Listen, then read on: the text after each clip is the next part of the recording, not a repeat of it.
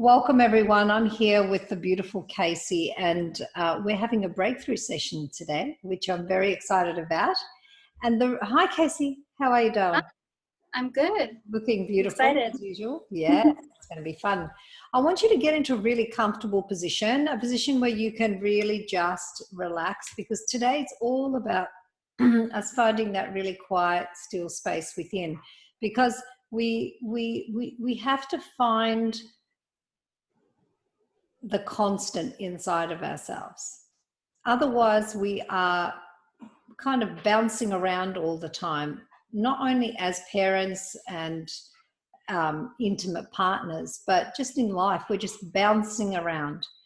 And we really, I love the analogy of the building a house of straw, which the big bad wolf can come and huff and puff and blow over. And then building the house of bricks like that smart little piglet was it a piglet? Yes. It's a long time ago now.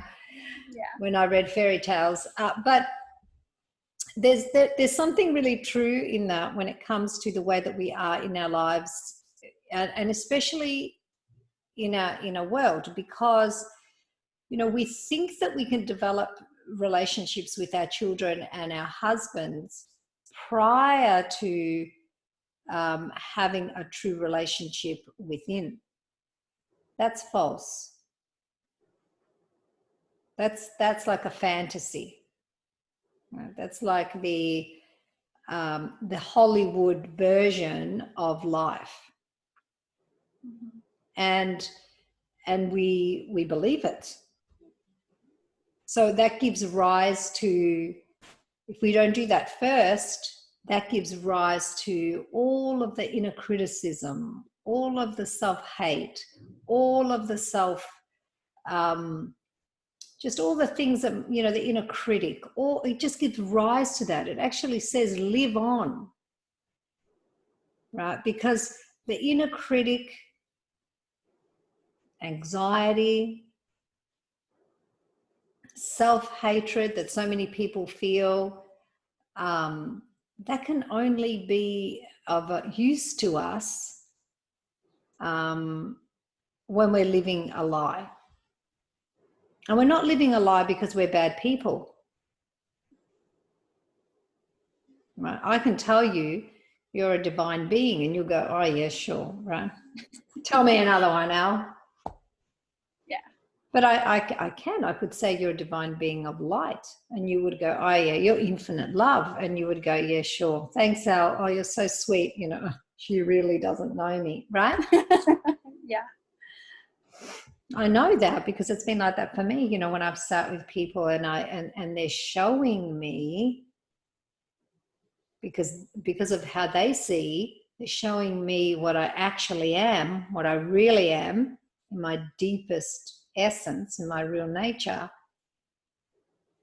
But the next thought, and I could stay there with them and be there with them, but then a thought comes up and I go, gosh, if I had that thought, if they knew about that, well, they'd never say that about me.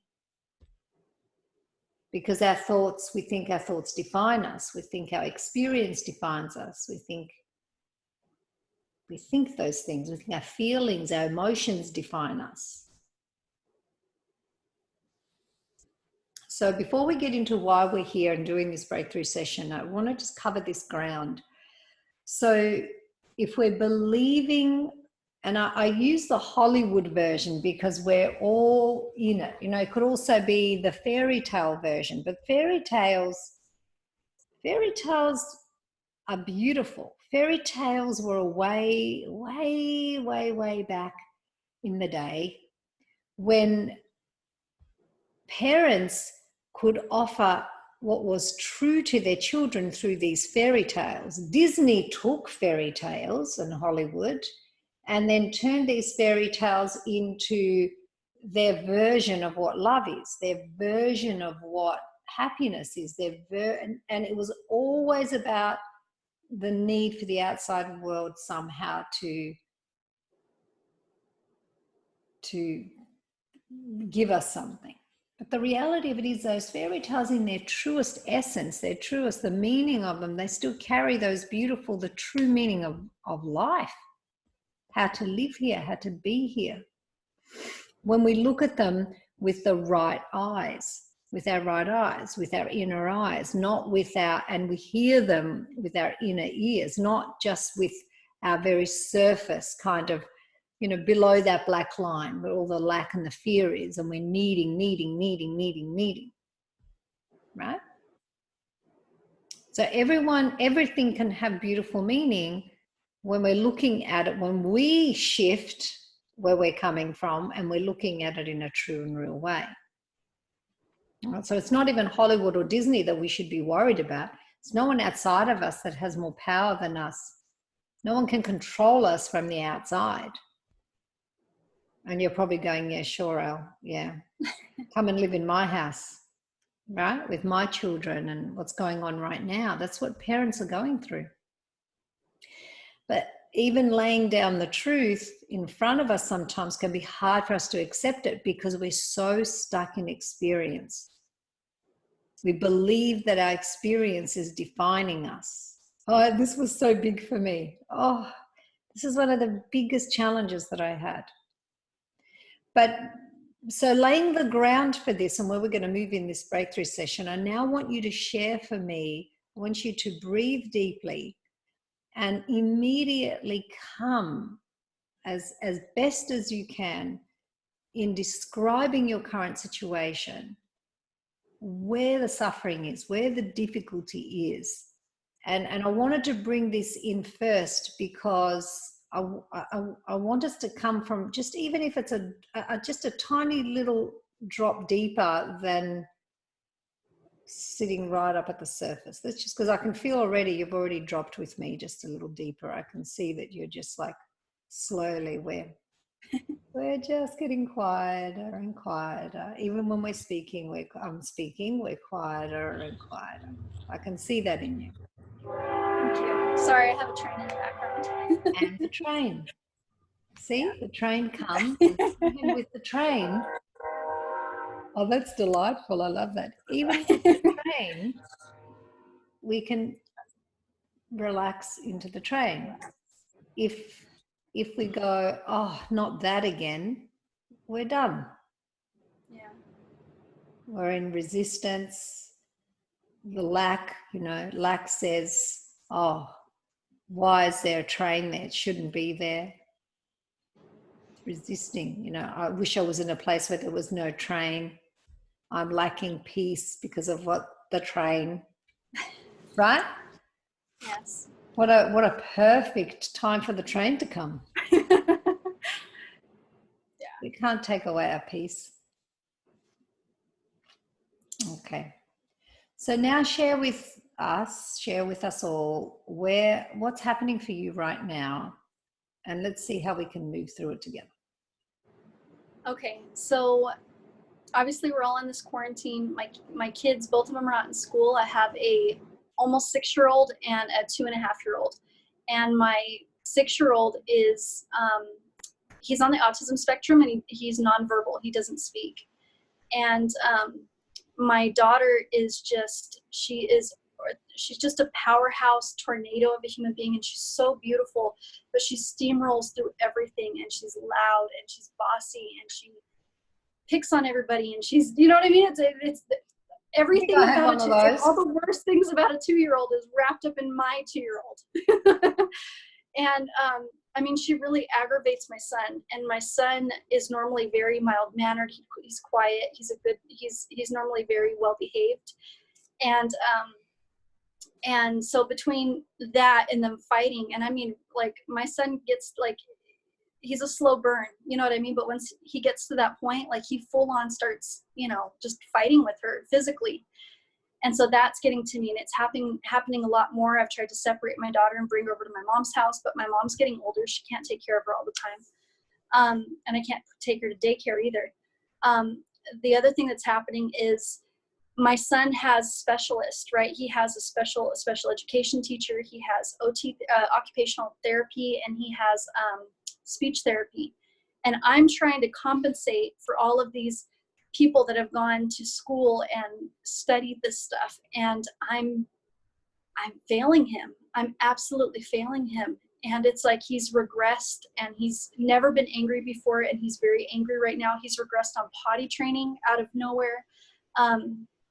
My anxiety, I've been studying meditation for probably about 2 years now. It started with you telling me to go quiet, right? And then I took a class at the college, and then I have some friends that they took me a little deeper with it. So I've been doing meditation, and my anxiety is getting so bad to where this is going to sound so silly, but I sounds so stupid. So my cousin was talking to me about smoking marijuana and trying a little bit. So I bought some marijuana from him, and I smoked it a little bit, and just to see if that would help take that edge off. And it did a little bit, but it's not something that I want to continue. It's just not for me. It's not something I want to do. And because I'm having a hard taking that edge off. And when I have that edge on, I'm mean. I act like a mean-spirited person, and I yell at my children. And I don't want to do that. I keep stopping myself, like, don't yell at them because they're little. They don't understand. Like, change the direction, do something different with them. And it's not working because I'm out of control. I'm completely out of control right now. And I don't know how to live in that. So that's where I am right now. A lot. Where's hubby in all of this? He's a good man, and he plays with the kids when he's home, but he works 12, so he's gone most of the week, and usually he's gone at nighttime, and he's gone for 12 hours or 14 hours or 15 hours depending on what's going on. So he's when he's there, he participates and he helps me, but when he's also there, he also needs to sleep, you know what I mean? So I'm kind of alone with my children who are terrorizing me. So, and I want to be a really good mom to them, but I'm failing everything with them, and I don't want to. Okay. So let's just get a little quiet now together.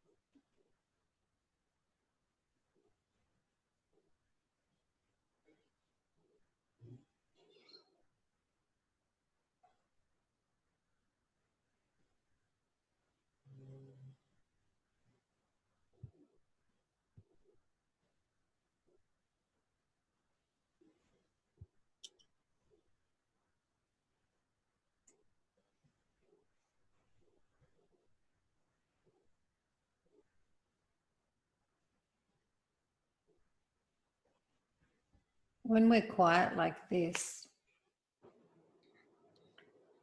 it's enough, isn't it? And then we're quiet like this, and then all of a sudden there's noise on the outside or disruption, and our biggest, it's almost like we have this belief or this idea that what's outside is taking us away from this, and we love this so much. We love this. And then the fighting, the disruption, the life seems to like take us out of this. It's a belief that we have that, you know, I love, because I know how much you love this, Kacey. I know how much you love this quiet, the stillness, this. And if only there wasn't all of that life, I could be here.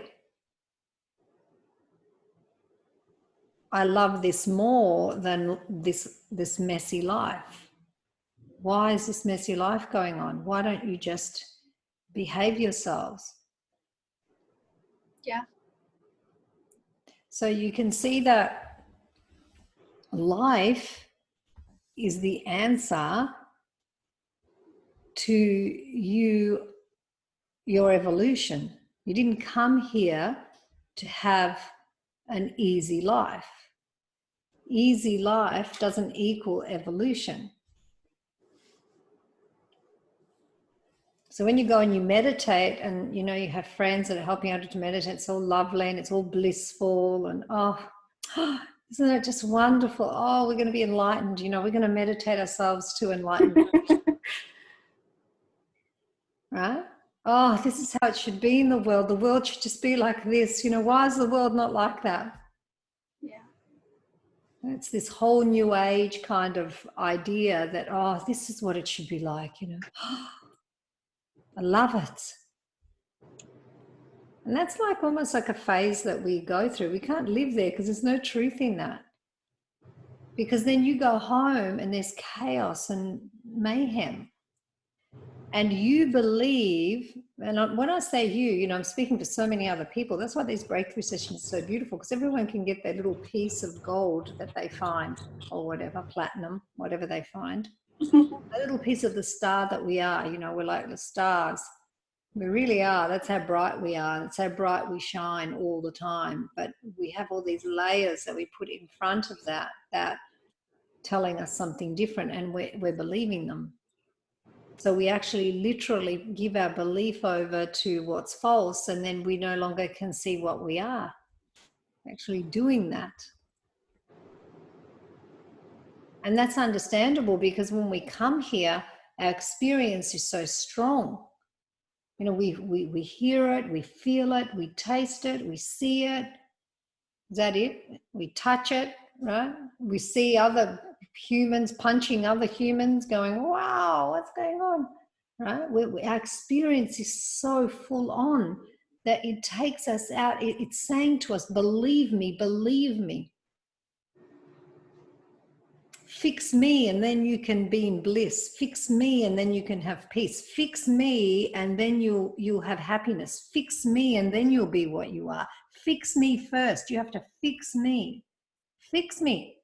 Fix the daughter that is like a ball of power.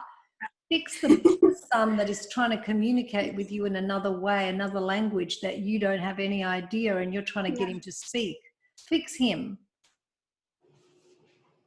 And when that's all fixed, it's saying to you, there's a voice in there saying to you, when you fix that, you're going to be okay. You're going to be a good mother. Yeah. You will never fix that in the way you think. Ever. You will fail in the eyes of what's untrue for the rest of this life if that's what you believe. I want to take you back a little bit to when you were a child, and you believed that if you could fix your family, if you could fix your father, your mother, the behaviors, the chaos, what you could see that felt so wrong, if you could fix that, then you would be okay and you would be at peace, correct? If we had a house that we lived in, if we stayed at the same place, all these different things that I thought, we just have that, it'll be perfect. So what's changed? You're still waiting for something in your experience to change so you can be at peace. So yeah, that's what we do, is we recreate these childhood hurts that we made up that are false to begin with. They're false. It's not true. Right? And back then, when we were, let's just pretend that, use our imagination to go back there. What did we do? We again wanted to change our experience. We had a belief that came in that said, if I could change my experience, I would be okay. I could be happy, I would be at peace. Yeah. We actually did do that.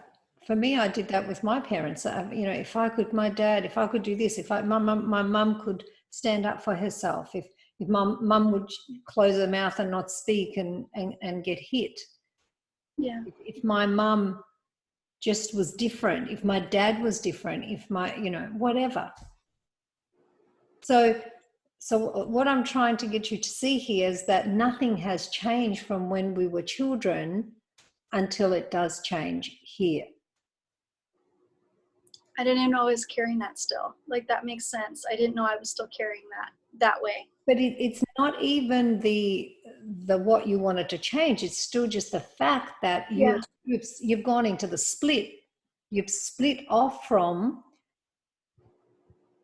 something true, like a true principle, and your whole life has been given to a false principle. And with that comes suffering. With that comes pain that you can never seem to fix, and you never will, because a false principle can't lead you, can't make it true, because it's not true. You can't make what's false true. You can use the false as you're in it and you're watching it and you're going, wow, this false principle, this has caused me suffering my whole life. Wow, look at that. I'm still doing the same thing. I'm still smashing my head against this brick wall, and oh wow, oh, it hurts now. It's like, I mean, now it's really hurting, right? Because why is this happening? And then there's this stirring inside, which is fabulous. It's fabulous. It's like this grinding. It's saying to you, look deeper. The suffering, it's not like we have to suffer to be true, but the suffering can lead you to the truth, because you start looking. Right? Yeah. You start thinking, can this really be it? Is this it? And the false principle will tell you, yeah, this is it. Keep going, keep trying. Oh, you failed again. Oh, you moron. Oh, you're useless. Oh, you just don't know how to do anything. You can't even be a good mother. Look what you're doing to your kids. Oh, you yelled at them again. Oh, you're this. Oh, you're stupid. Oh, you're, you know, all that talk, all that self-hatred, self-condemnation, like this constant bickering inside of you. And it comes from one moment when you decided that you had to change your experience to stop feeling the pain of the experience.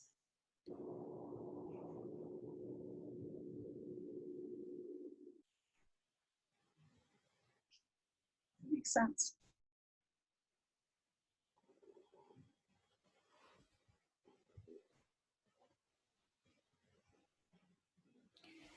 So your children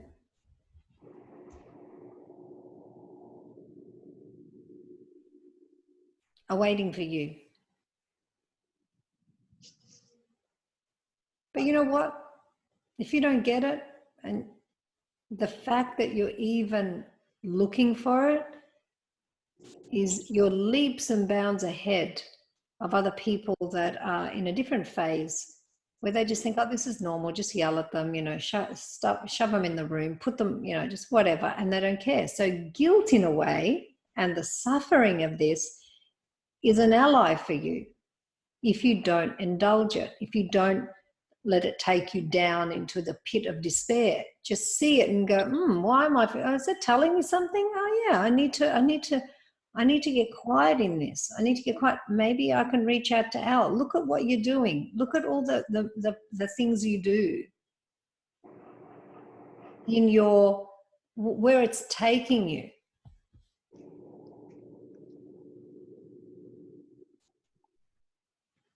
Is that your dog? That's, yeah. So you have a dog too. We didn't know about the dog. Does a dog behave at least? All my dogs behave. No, it's my children that are the naughty ones. Okay, so this is the first thing I want you to stop saying. Because, you know, there are, our Course in Miracles always talks about this, is there are no neutral thoughts. You have not one neutral thought. My children are the naughty ones.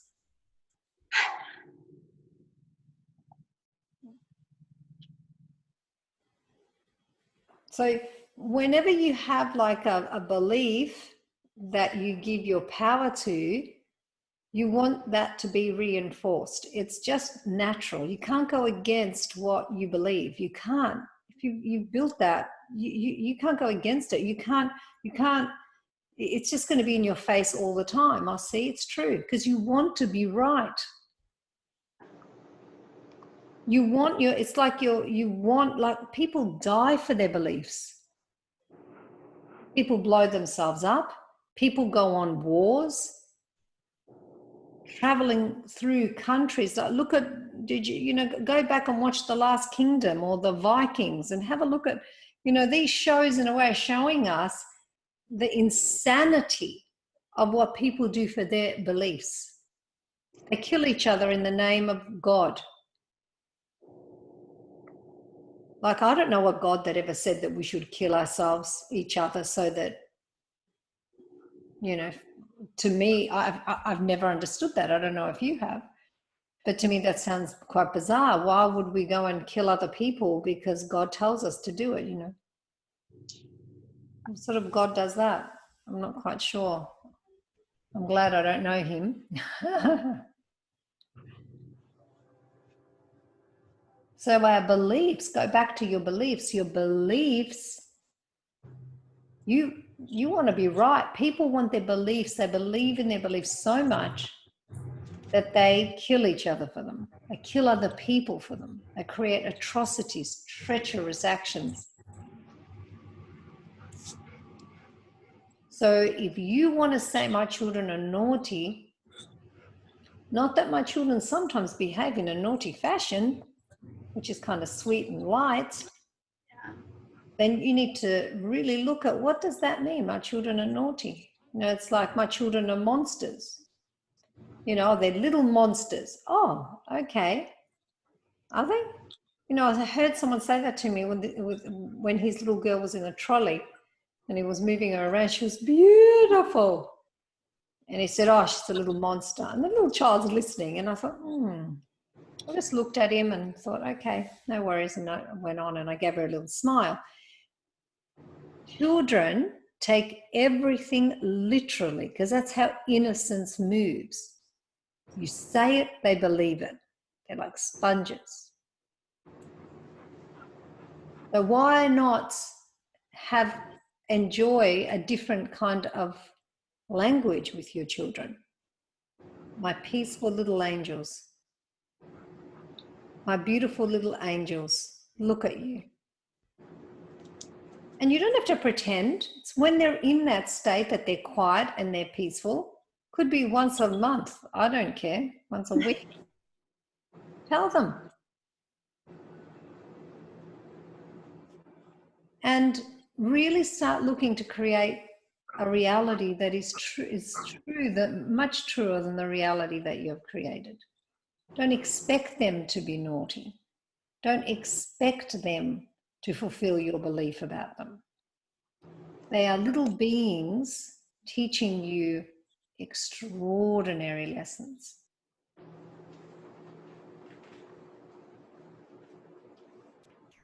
And right now, because you haven't set the terms, the values in your home, they're doing it for you. And they'll take over, or they already have. Yeah, they have. Yeah, it's okay. It's great.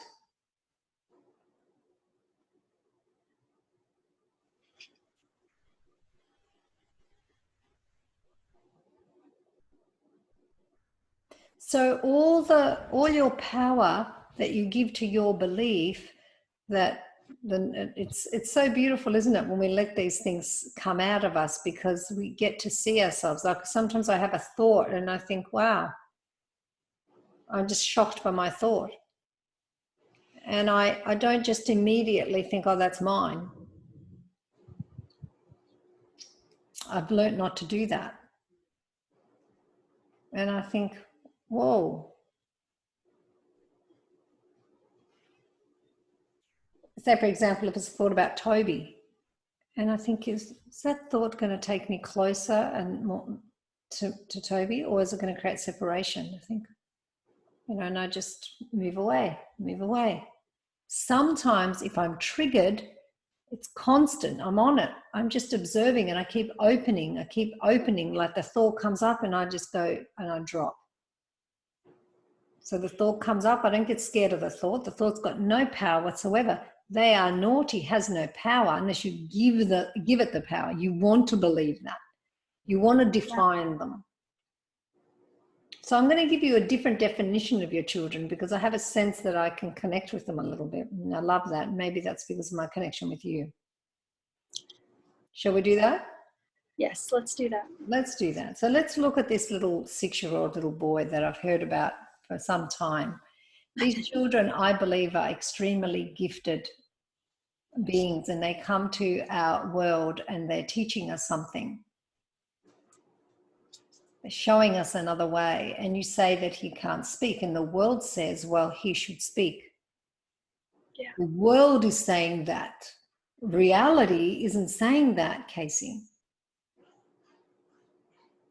But if he can't speak, how will he live? How will he's not going to be okay. There's something wrong with him. But how about him showing you another way of connecting with him?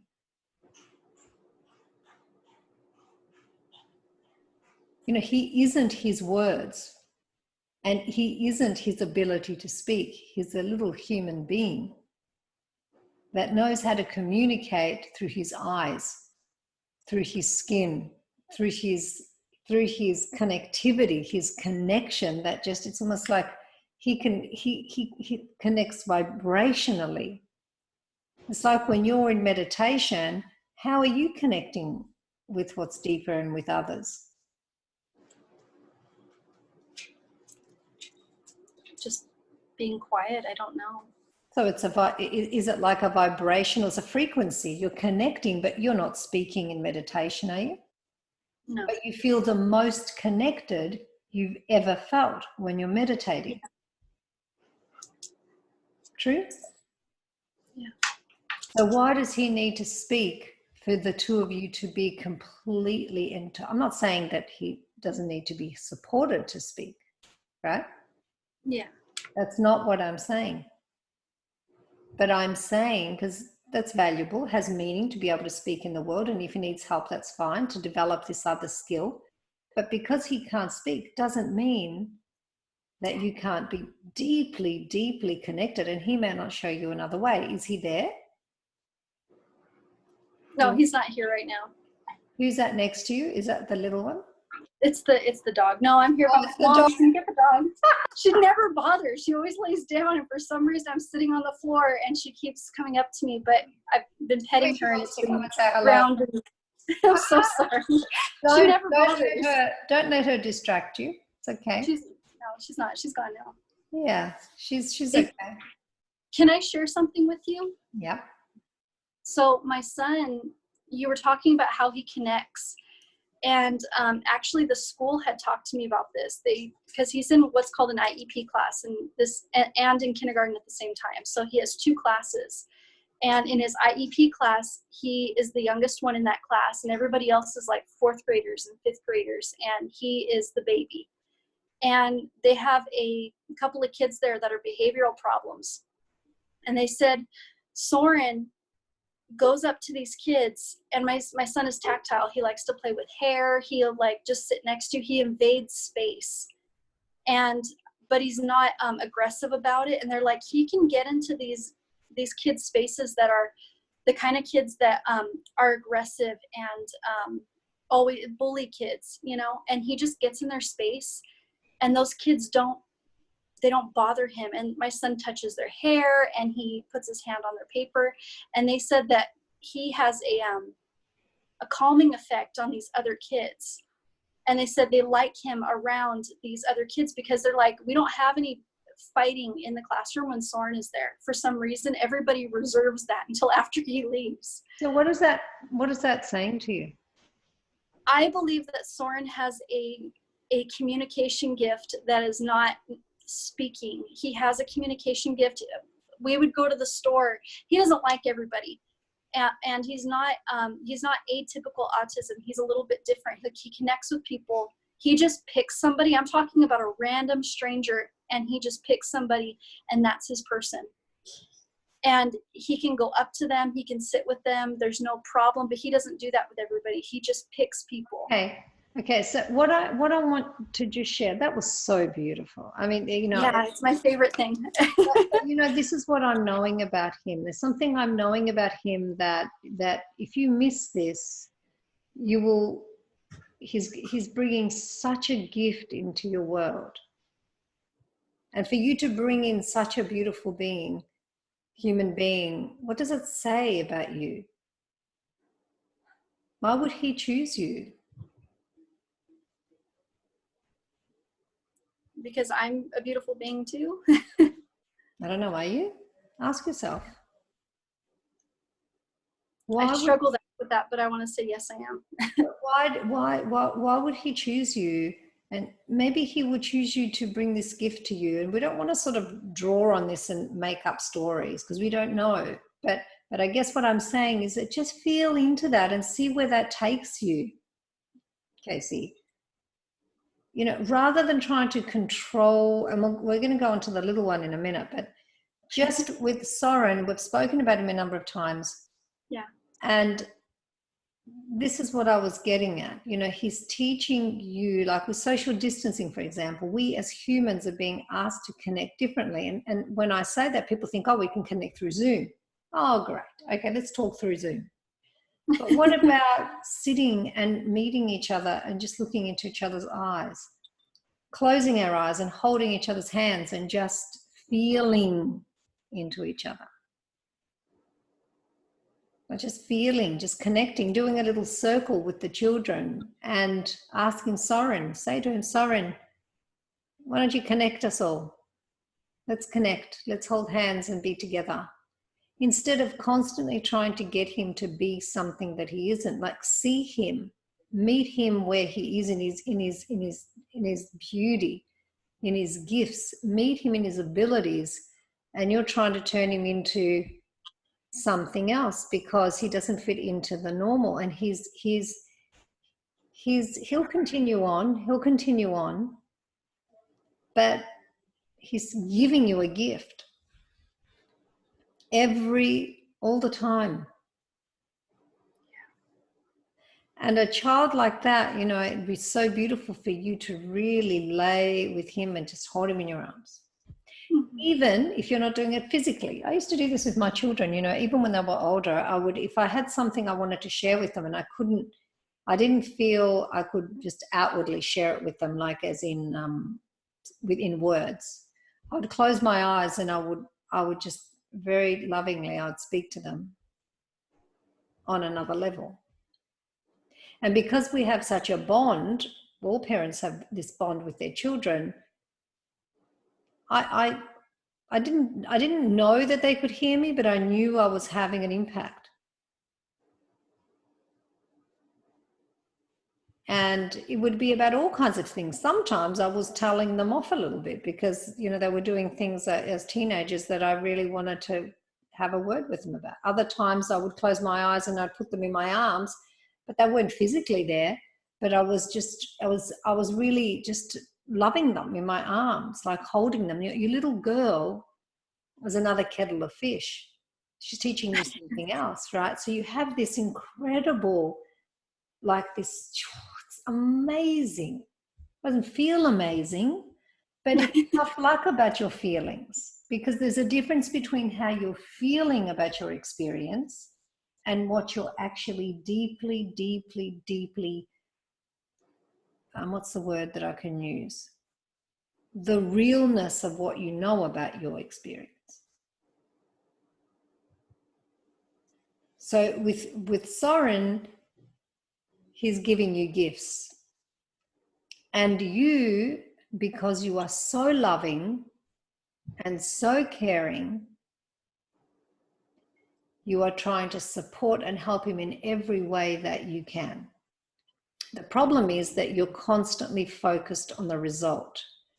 You don't understand that there is a timing for everything, and it's not your timing. It's not the timing below the black line.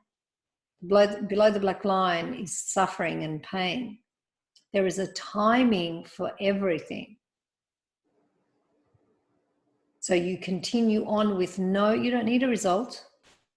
You don't need an outcome, because nothing's wrong. Even if he never speaks, he may be the silent Buddha. Who knows? How do we know? It could be. But how do you know? I'm just playing around, but how do you know what he will bring into this new world, this new planet that we're actually in right now? You don't know. Stop trying to change him. Stop trying to fix him. Stop trying to get him to be something other than what he is. And in his innocence, he'll continue on. See how he goes and just touches the hair. He's literal. He goes and he calms everyone down. He's just like energetically, this is how he meets. He's meeting being to being when he does that. And these children are responding to him. They're going, it's magnificent. It's like if you sit in that, you don't need to ever meditate again. Like even as I'm speaking about it, it's like I've just got tingles all over my body. He's teaching you another level of communication, and you're trying to give him the worldly one because you think that if he doesn't have that, he's in trouble. It doesn't mean that he doesn't need that. He can't have that. I'm not even going to put the word need, because I don't know. I don't know if he needs it or not. You don't know if he needs it or not. You think you know because you're afraid, right? Yeah. But the reality is you don't know. None of us do.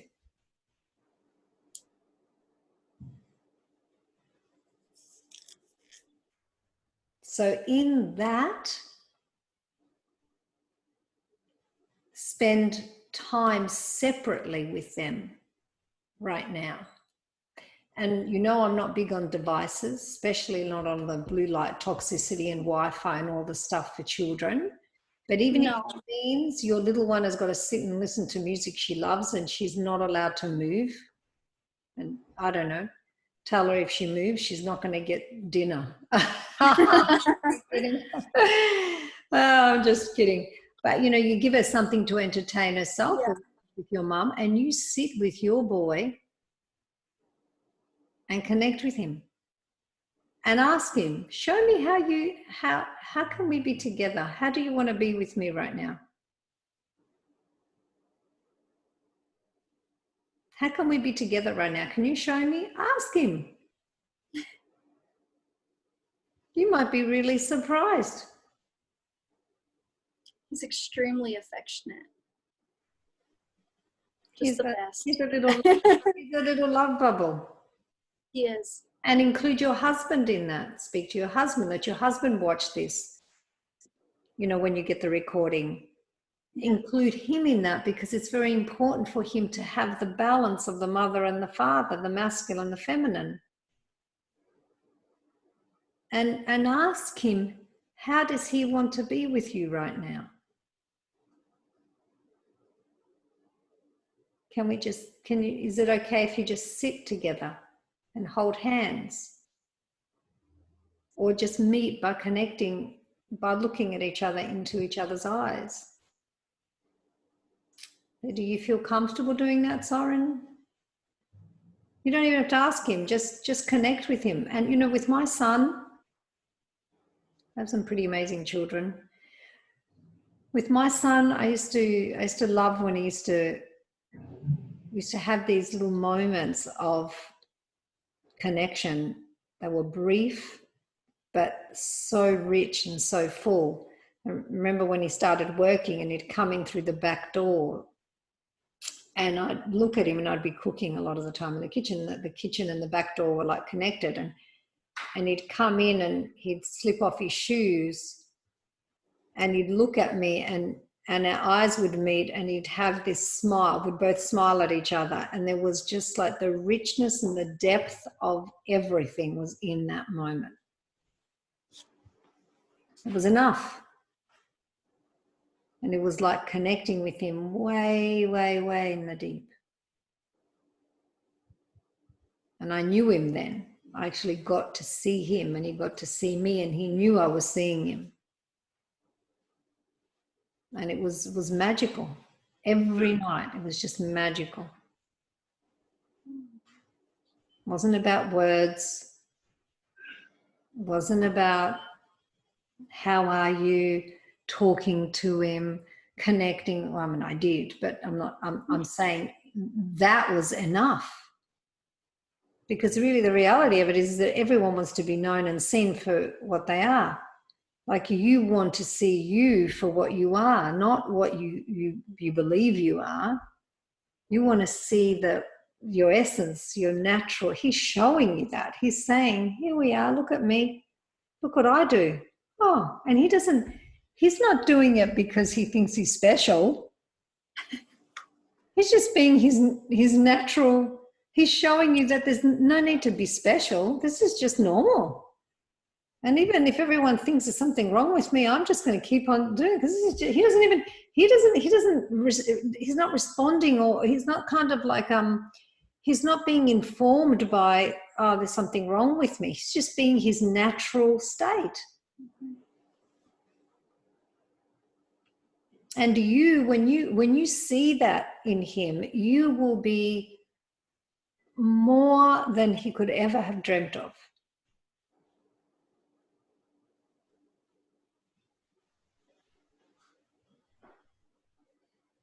Imagine this child in the hands of someone else that isn't having this conversation, that isn't looking for, they just constantly put him in a space that there's something wrong with him. There's nothing wrong with your boy. In fact, I would say the opposite. I would say that he can teach all of us something. And that we're so lucky to have him on the planet. Welcome, Siren.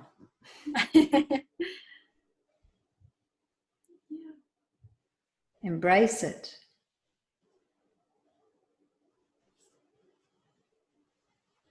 Be with him. Let him show you, guide him, help him to be in this world in a kind and loving way, not by seeing that there's something that's not okay with him. These children that they say are on the spectrum, they can be met still.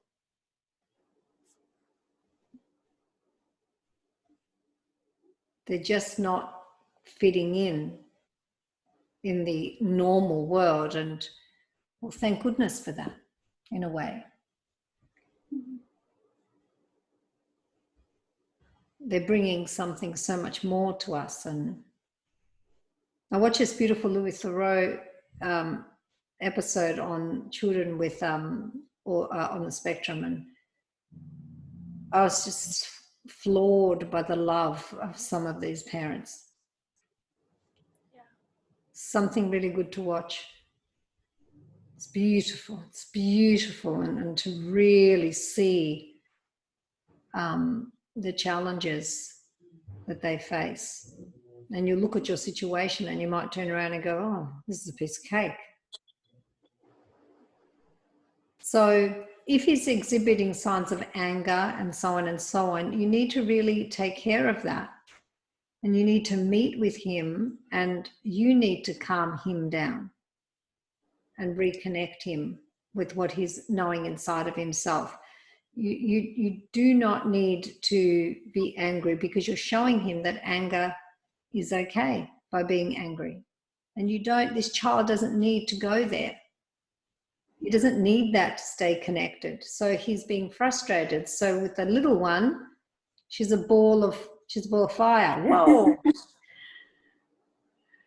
And she's a girl. So mothers and daughters, you know, my daughter was like that too. She was baby and she used to look at me when she was a little toddler. And I'd see her and I didn't know back then anything about these things.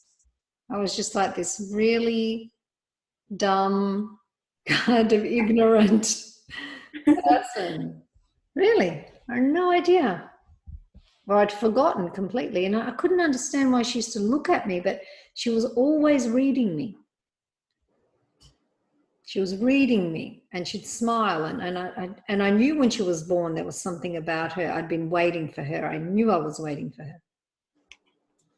I don't know why, but it was the first time I really knew something that wasn't of this world. I knew something, and then it was a flash and then it went. So when you start looking at the thoughts you have about, what's your name of the name of the little one? Novally. Novally, that's right. Yeah. When you look at the thoughts that you have of Novally, mm-hmm. the way you think about her, beware.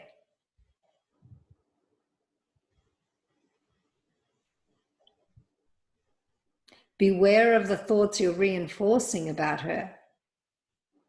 She is a little angel. She's a little innocent little being who's exploring and trying everything she can to figure out how to use power, set the terms, how to be in this life. And she will take over, as you said. Yeah. If you don't set the terms. So in the power shift, I did about 3 lives. And the first one was all about you sitting down and setting the terms of and the values in your home. Like you have to know them in here. You have to create them from the depth of the deepest that you can go with write them, share them with your husband and say, are we aligned? Is there anything you want to change? Is there anything that, and you actually come from those values all the time. No yelling in the house. You stop yelling. No anger in the house. You stop angering. No dragging kids into rooms because you've had enough. For example, you stop it, right? So you be the teacher that you want her. You be the teacher you want to teach her, that's going to teach her. Because you are teaching her right now. And you know that's why you're frustrated with yourself. You're not frustrated with her. You think it's her, but you're frustrated with yourself. Is that correct? I'm really upset with myself. Yes, you're frustrated because you don't want to do the things you're doing and you don't know another way. So then frustration turns to angering, and then angering turns to depression, and the depression turns into, I'm going to smoke some pots and play around with my brain, right? Really? Yeah. Mm-hmm. And I'm not making a judgment call on any of that, right? No, it's okay. I thought it was funny and sweet, but the point is that's a coping mechanism. I need to cope because I can't do this, right? I'm not enough. I can't do this. I need to grab something to cope, right? Yeah. And then what are you teaching your children? Oh, you should smoke something to cope, right? Yeah. Whereas you don't actually need that. What you need is some honesty in your world. So start demonstrating the values that you want in your home. Be a real teacher. Be a real, I'm not going to say a real mother. And you have to stop thinking of yourself as a mother. A very wise teacher of mine who I adore. I mean, I just like, you should always be checking in what anyone tells you and discern it. But like the truth, just like, comes, he's just emanating it, right? Mm-hmm. And one of the things he was saying to someone who was having a real difficulty with her children was stop being the mother. see these children, and then I'm paraphrasing and I'm adding my own interpretation, or not so much interpretation, but I'm saying it in my own words, so I'm not quoting him. But when you're with these little beings of light, these little human beings that you have brought into the world, right? Take away all this idea of what a mother is. Write it down. What do you think a mother should be? Write it down on paper. That's your homework. And have a look at how ludicrous your list will be. She needs to be perfect. She needs to be loving. She needs to be this. She needs to... Yeah. She needs to be perfect. She needs to never yell. So the truth is, yelling doesn't work. Unless they're about to cross the road and get run over by a car, then you scream really loudly, right? Yeah. But the reality is it doesn't work, but sometimes you will accidentally do it. Mm-hmm. But you want to minimize that. The shift for whatever's going on inside of you right now and in your home is in here for you. It's not out there. It's not about changing the experience. It's about you shifting where you're anchored inside of yourself, when you're anchoring yourself. The beliefs that you are anchored in. I can't cope. I can't handle this. This is too much for me. Right? And remember, this is a recurring childhood pattern that is now in your life, in your home again. You're repeating it. It's lovely, isn't it? Don't you find that really fascinating when you see that? You just It go, is. oh, it's amazing. Look, I'm living my mother's life, or I'm living my... That was one of mine. That was one of mine, you know, like last year, I just thought I'm living my mother's life in this section of my life. So, wow, that's amazing. I'm living the life that when I judged when I was a child. I'm living that life. I'm doing it all over again. And I just had that spark of seeing where I thought, oh, whoa, look at that. So in that you have now choice. And it's like the pain of what it was like to feel so powerless as a child, to be able to see that what you were looking upon was so painful. That pain has to be, you have to open into that pain. Because if you keep it shut down, you're going to keep using that contracted part of yourself to fix it now. I'm going to fix it now. I'm never going to feel that pain of seeing such insanity and pain in my home, and distortion and splits and horrible behavior. So it's kind of like you're not going to be able to do that in a big, you know, like, oh, I'm going to change my belief. It's in the tiny little moments. It's in the little moments. Observe as awareness your thinking. Where's my thinking taking me? Oh, I'm going back to doing that. Okay. And then just relax. Don't think it's bad. It's a pattern. It's like a program. So, you know, it's like I speak about this in the little free mini course I'm putting together. Been a bit distracted with it this week because sometimes, you know, I have to be in the flow to write. But it's interesting because, you know, we have this ancestral download. You know what a software program is like? You download it on your computer and then it just does the same thing for you all the time. Just it's information basically, right? It's been put together, it's information. That's the same when we come into the world and we take our ancestral download into our nervous system. Beliefs, values, and then we reinforce them. We add our little sprinkle of dishonesty to the top of them and make them a little fancier, and then we're completely lost until someone finds us and says, hey, remember who you are? Sorry. Oh, you forgot. Oh, that's okay. Now you can remember that you're not the dishonesty. You're not that, you know, you're not your beliefs. Oh, I just want to tell you, you know, you're a divine human being. What?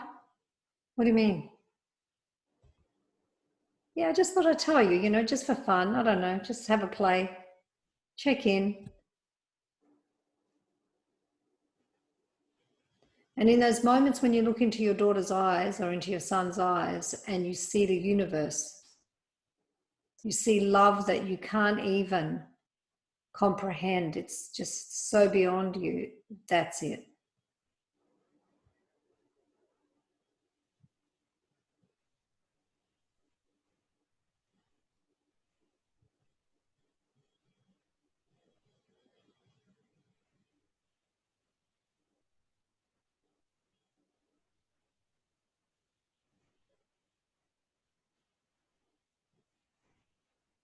That's that simple. That is it. And you can be that in the midst of them even punching on. I've done it. Believe me, they stop. Unless, of course, there's a weapon or something, then you might have to get And the way that you stop them is also meaningful, lovingly, with love in your heart, seeing them as two little human beings trying to figure it out instead of naughty children trying to ruin your life and your day. See the difference? Yeah. And you just go and hug them both and say, you beautiful little angels, come to me, let me hug you. And split them up. Love separating them in the midst of a fight and not judging them, but just seeing them as they're just figuring it out. They're tapping into your frequency. They're tapping into their father's frequency. They're tapping into the collective at the moment. And they're just here figuring it out. Love separating them in the midst of that. It's very different to a part of us separating them that has got all this story surrounding them. And real love heals everything. I promise you, if you have a go at that, you'll see how they will hug you. They won't want to let you go.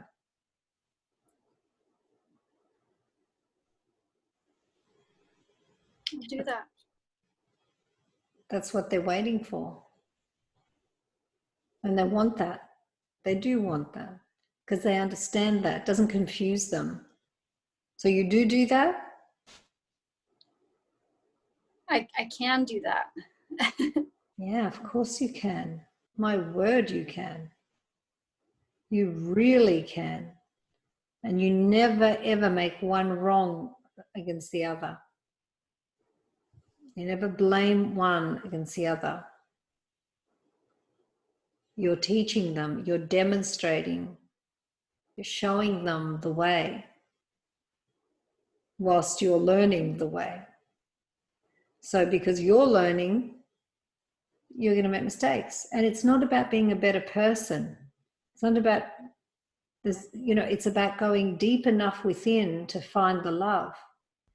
And if right now that is remembering when you were looking at your husband at the altar and you were connected, that love, that unimaginable, extraordinary love you can't explain, take yourself there before you go to them. Take yourself into the bond that you have with your husband when you're making love, and it's like the sky is full of stars and you feel like you're just like so beautiful. It doesn't matter where you take yourself right now, but take yourself to that deepest point.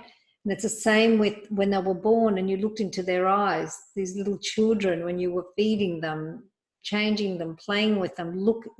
Find that. Use your imagination to find that, so it can take you.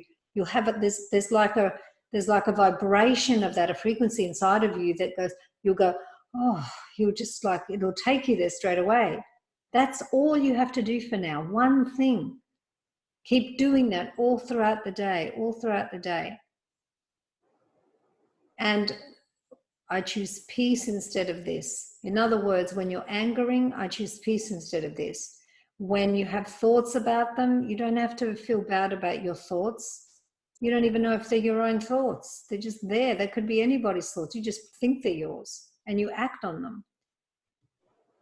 You know how many times we walk past people or things, or we've watched something on television and we are like something it's triggered in us. It's coming in, up in your mind. You take responsibility. You don't have to believe it.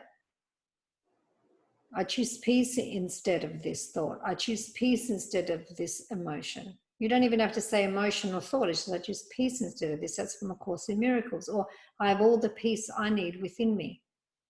I have all the peace I need within me. You could even walk around the house saying that. You can put on the beautiful sacred earth or bliss. You know, the music, the inspirational music that I've put in the group, put it on. And they don't have to respond to it, but just have it on and you respond to it. You do everything you can to just keep coming back to what's true rather than that pattern of childhood hurts, rather than the experience being what needs to be changed. Change in here. Change where you're resting in here. Meditate in front of them.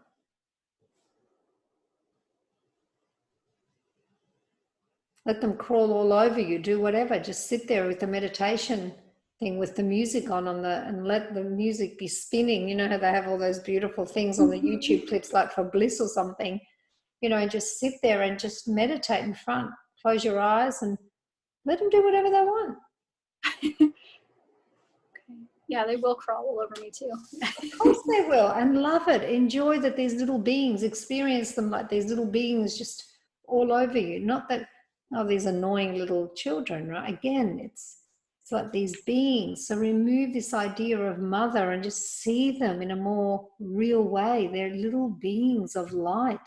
They're human beings. They've come to you as a gift. And they're saying, teach me and let me teach you.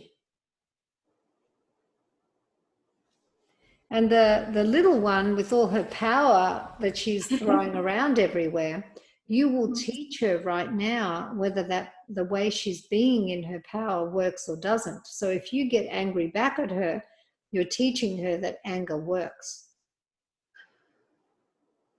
Yeah. I did that too. Trust me. It's okay. Believe me.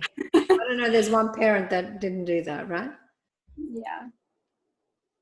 We can't, you know, we're not watching Modern Family now and, you know, and we believe that that's real, or all the other shows that, you know, we enjoy watching. We don't believe that they're real, right? So when she's doing that and you know, you can even say right now, I'm confused, but I love you and I want to give you a hug. Can I do that? And you have to find ways to be more still and quiet so she can too. You want to start like supporting her and yourself to find that thread, This is up for a lot of parents are up for this right now. Because, you know, it's not about dropping our kids off to school. It's not about dropping our kids off into childcare. It's like, whoa, we're here. They're with us. They're in the right hands right now. And if the parent has any tiny speck of willingness or integrity, authenticity, they'll be saying, whoa, I've got a weakness here. I can't be with my children. I need to look at this. I want to look at this. That's what we're up for right now. Not, oh, can't wait to put them back into childcare. Can't wait to put them back to school. And of course that's going to come up because that's how it's been for so long. We're not even raising our own children. We're looking for someone else to raise them. And then when they have problems, we wonder why.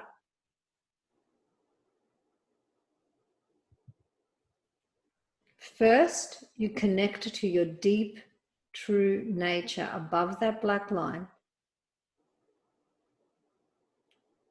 No one should be able to have kids until they're there, really, to be honest, if the world was in a real place, right? Yeah. But we're not there yet. We may never be there. So we're in a big puddle of mess. It's good. If that's the way it has to be, that's the way we're going to learn.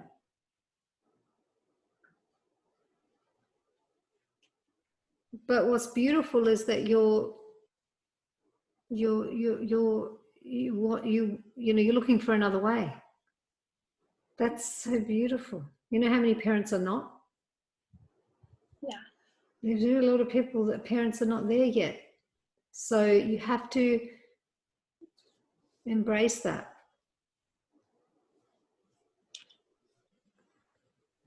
Embrace that in you and think to yourself, I'm thankful I have these two little human beings in my world to help them and to learn from them. That's your mantra. That's your new thought. What a blessing that I have these two little human beings in my world to help me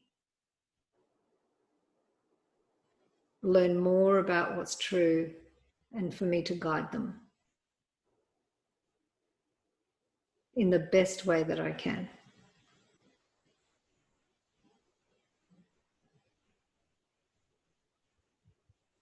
You know, once we meditate and we go in and we have this deep meditation with our friends and we have this community and then we go back into our crazy lives, we have more to feel bad about.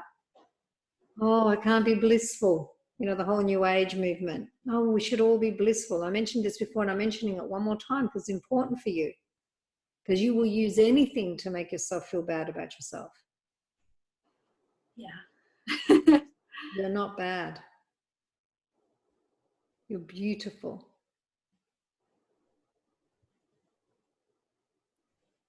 And you act out at times because you're learning.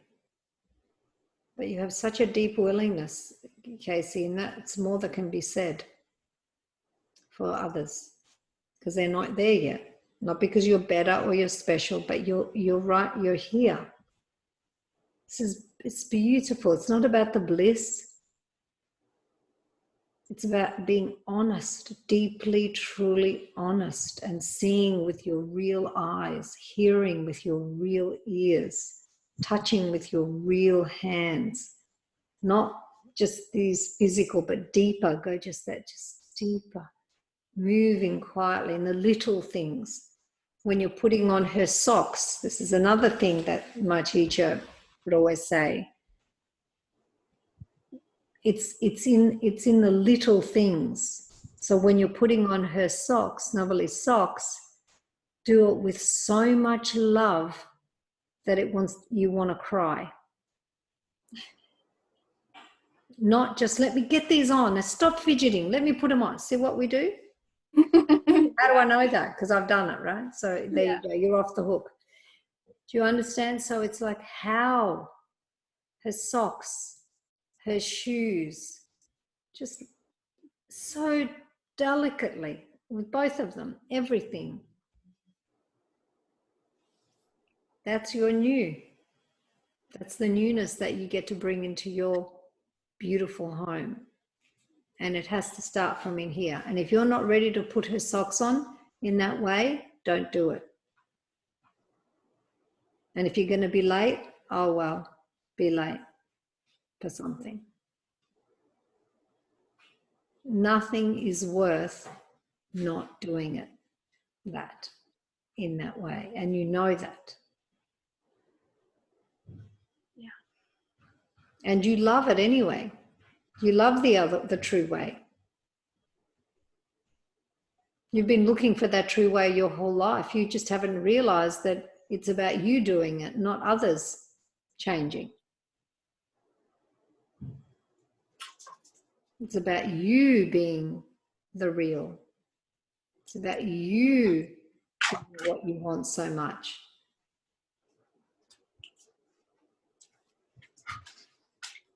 Where's the dog? I'm so sorry. I know it's there. So please don't hold the dog back because I know it's there. I want to see it. No, she's laying down. I don't know why my mom just opened the door. Oh. You understand what I'm saying? I do. That's the final thing. There's no point me just sitting and listening to your stories. This is a time for me going in and just giving it all to you, whatever I can. Your stories are not going to make you free. The truth will make you free. So instead of waiting for others to change your world, you do it. that's what's real. And love doing that. Love that that's what your life is about. Going finer and finer and more delicate and more quiet, and even putting on a sock or hanging a sock on to dry is like a miracle in your life, that you getting to do that. That's another thing that he would say, you know, and I love that you get to do it. You don't have to wash the socks. Some people don't wash their kids' clothes. I don't care, right? But you get to do that. Like I get with Toby when I don't know if you were on the class where I was talking about hanging up his undies and his jocks or whatever it was, his socks. And my kids, same with my kids, and I was doing it over and over every week after week in, week out. I got to do that. It's like a miracle. I used to bring so much love into that. Yeah. It was so rich and so full, and you think, oh, it's only socks. Is it? It's love. There's a difference between love hanging up a sock on a clothesline and someone that's got all these beliefs about hanging up socks and having to do it all the time. And I hung this sock up 10 times, 100 times, and I keep having to do the same thing. That's different, isn't it? It's a different reality. So be the one that turns it all around. Don't wait for anyone. No one's coming. This is all for you to do. Okay? And enjoy it. That you get to do that here in this life, that you will do that. And I can't wait to hear all the lovely little things that you'll share with us. I'll keep you updated, and I will implement what you said today. And when you eventually post this, I'll go through it again. And I'll send you this straight away. I want you to go through it and just little bits by bit, write it down, and just quiet. And whatever stood out for you, do that. You definitely have a way of I don't know what the term is. I know, like, when you go to church, they say, like, you got kind of pricked a little bit. Not pricked in a bad way, but like something hit the inside and it was a truth. You know what I mean? And you've done that several times today. Like, even talking about the socks, I was just upset today because my daughter has this phase that she's going to where she wants to layer 3 or 4, like, oh, I want to put on my pony shirt, and I want to put on my unicorn pants, and I want to put on the cat jumper at the same time, and just layer all these clothes on and then take them off. And I look outside and I'm washing dishes, and I look outside and they're all off and she has no clothes on. And then I have to rewash those clothes and put new clothes on her. So I'm like, I was just Why don't you try something? Why don't you try something? So she's exploring and experimenting. You never know, she might become a famous fashion designer. No, or a nudist. I mean, I don't know, I'm not sure. Yeah. When she's doing all that, she's playing, she's exploring, she's trying, you know, like, let her. And then if she's naked, don't dress her again. Leave her. Let her figure it out. Just leave her. I kind of did start doing that because she just keeps taking it all off, and we're out in the middle of nowhere. Why do you wash it again once she takes it off? Why are you washing it again? Because I don't know. Would it be a bad parent thing not to wash her clothes when she drops them on the floor or in the dirt? Shake it up, take it out, put it there. She's going to do it again. Like, give her the time to play. And then it could be that at the end of the day, you say, okay, we're all going to go out now and we're going to pick up all these clothes. and okay. Every time you pick up the clothes, it's with love. Okay. Love is picking up the clothes, not Kacey. Upset mother, right? But love is picking up the clothes. Love that she's exploring. Love that she's doing these funny, weird things. Right? I didn't see it like that. I saw it as a personal attack against my washing clothes. Correct. That's what Kacey sees it. That's how Kacey below the black line. That's how she sees it. Whereas love, does love see it? Real love, would love see it like that? No. How would love see it? Love would see it as her exploring and trying something and enjoying herself and enjoying her clothes and just having fun and dressing up and dressing down. And You know, love would be moved in. Real love would be so enjoying that. And don't try and be real love. Just as she's doing that, if you're getting frustrated, you can have your frustration there. The frustration can be there, but in the, you know, as you're feeling frustrated, just relax and say, I choose peace instead of this, the frustration. I choose peace instead of the, you know, like kind of program that's running you. in the beginning of the quarantine, I was saying that I choose peace instead of this because I remember your story. It is something that I was implementing, and I think I just got so wrapped up in my anxiety and my frustration. I think I stopped doing that because I feel like for the first 3 weeks I was doing pretty good. And then I just kind of hit a wall somewhere. Yeah, but that's okay because, you know, we default. It's just so normal and natural. I default. But it just depends on how long are you going to default for. It's up to you. You can default back into your old programming, what's familiar, but you're at a stage where your guilt will tell you you're on the wrong path, and then you'll reach out. That's fabulous. You know, when I've got a course I'm going to be running very soon, and in it, I'd love you to do it. I think you should do it. But in it, we go through the phases of transformation.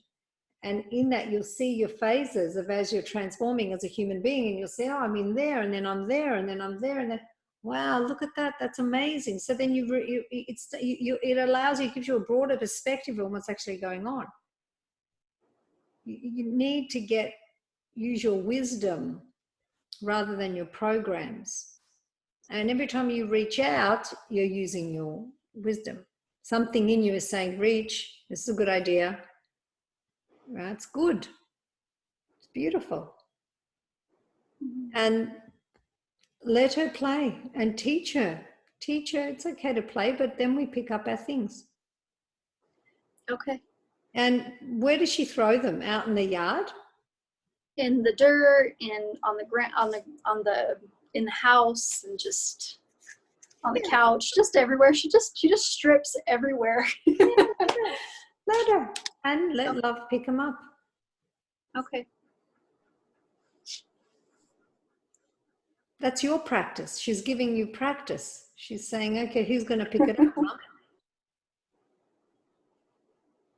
And at that time, you have a choice. And if at some point frustration picks them up and yells at her, then you can just have a little intervention and say, you know, sorry, lovey, come and give me a hug. Come. You were having fun? Okay. But sometimes it's good for us to pick our things up after. Let's do it together. Come with me. Hold her in your arms and pick them up with her. Okay. Show her, teach her, guide her, but write down your values for your family. Share them with your husband. Let him have his say. And then come up with something that is, this is how we do it here. We don't do it any other way. We sit down for dinner together. We eat. We put our dishes on the littlest things. We all put our dishes on the counter after we eat. When do you think you're going to teach her these things and teach your son these things? Every tiny little bit of something. We make our beds in the morning if that's important to you. Mm-hmm. Every Sunday we strip our beds together.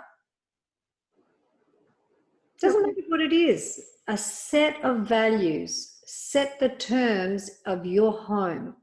Your children want that. They love it. And they'll have fun stripping the bed. You know how much fun it is for innocents to strip a bed? For us, it's like, oh, we're going to strip the bed and get right. But if love is doing it, innocence is doing it, it thinks it's a game. They think everything is a game. So let them play the games that are in support of the values of your home. So when everything is, all the toys are everywhere at the end of the day, we all go and we pick them up and put them in the toy box together as a family. Everyone does it. You do it too. And then, you know, she might not. She might just throw them around. Let her do it. Ignore it. Ignore the bad behavior. Okay. And you and the others keep doing it the way she will learn. You're teaching her. If you judge her, you're not teaching her. You're telling her she's a bad person. You're telling her she's doing the wrong thing. You're telling her she's not enough. Yeah, I think I am telling her that. Yeah. But you know what? Someone told you that. You told her that. Now you can stop, or at least try to stop it. Do your best, and let's move forward. Yeah. All these little things. I'll have this available for you before anybody else, so you can. Thank you. You can go through it and let your hubby go through it with you if you wish, and just create these values. They're your values, not religious values, right? Not my values, but the values that really inside of your heart, every tiny speck, you know, get her to help you sweep the floor. She's not going to help you properly. It's going to be absurd. Playing a game, but she's with you. Yeah. She's with me. Okay. All right. Enjoy. Gosh, what a fun time you've got ahead of you. I'm just almost like thinking, wouldn't that be so? And you know what? She's a blast. Like, she does dance party with me. She's an absolute blast. I just need help with Mothers and daughters. I'm telling you, it's going to go on forever. Mothers and daughters. My daughter's 27. It's still going on. Mothers and daughters. What an extraordinary relationship on a deep level. Extraordinary relationship. Open to it. Realize it doesn't have to get better. It just has to get real.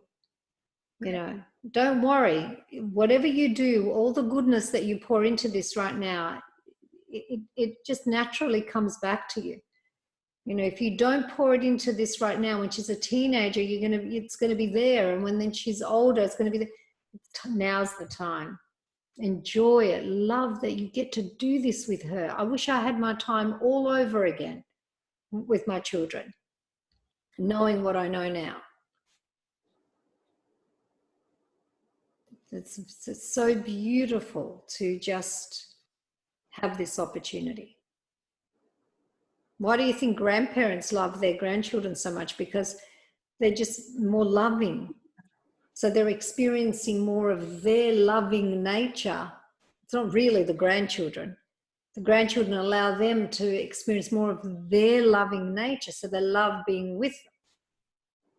It's so funny. My kids run to my parents. They love my parents. And I was running away from my parents, you know. But my children love my mom and my dad. Yeah. And it's bizarre to me. But when you drop all of the story around your mom and your dad, you know, like, you know, it's funny, like another teacher around here, actually, once I remember him hearing him say something about when he realized that the way that his father loved him was by, I don't know, doing whatever he did. That was his version of love. That was his father's version of love. He said it was just so beautiful. It wasn't his version of love, but it was theirs. And just really seeing that our parents, that it couldn't do it any differently, or they didn't want to do it differently, or they weren't able to do it differently. Regardless, they suffered the consequence of not doing it differently. You know, you're not in that space. But everything we make wrong, everything we judge, not as in, you know, you can make a judgment call, but when you judge it like it's wrong or it's bad, it sticks to you. And it becomes a part of how you see everything in your life. Yourself, your children, others, your work, everything. So it's really beautiful to just take on what I said earlier, which now I can't remember what it was, but I thought a minute ago it sounded really good. What was it? What did I say? Oh, you said lots of things. Yeah. recreating childhood hurts, that we recreate hurt, but really at the beginning, right at the beginning of time back then, there was nothing wrong. It just didn't feel good. and through our deep desire to avoid pain and just look for the feel good, we shut down and we made other people wrong.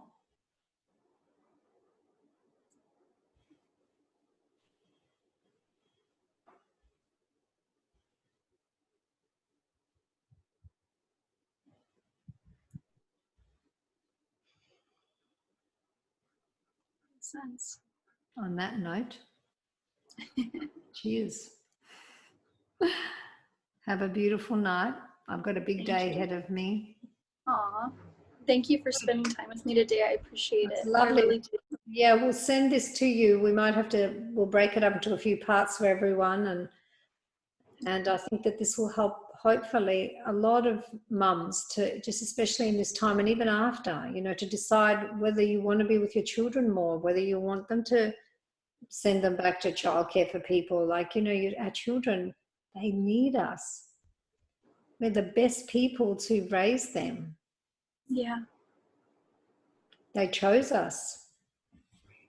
They probably chose their daycare centre assistant kindergarten. Who knows? I don't know. Anyway, that's a bit of fun. Thanks, Kacey, so much. And go love them up, why don't you, now? I will. I'm going to go home and do that right now. Thank you. I feel a lot better. I appreciate it. You're welcome. Take care. Take care. Bye for now. Bye-bye.